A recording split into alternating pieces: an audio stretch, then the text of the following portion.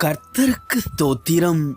ஏசாயா 30 அதிகாரம் 21 வசனம்.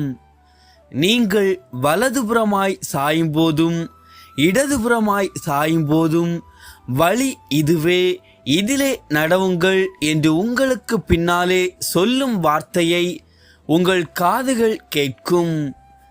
கிறிஸ்துவுக்குள் பிரியமானவர்களே, மோசே மரித்த பிறகு இஸ்ரவேலரை வாக்கு பண்ணப்பட்ட தேசத்திற்கு அழைத்து செல்லும் பொறுப்பை தேவன் யோசுவாவுக்கு கொடுத்தார்.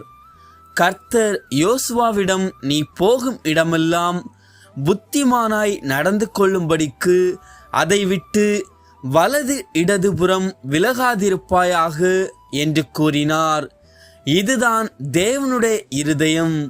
நீங்கள் சரியான பாதையை தேர்வு செய்யும்படி தேவன் விரும்புகிறார்.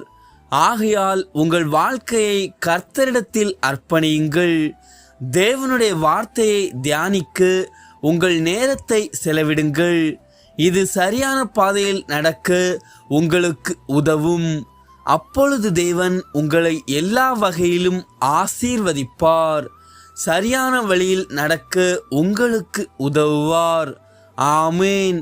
தேவன் தாமே உங்களை ஆசீர்வதிப்பாராக.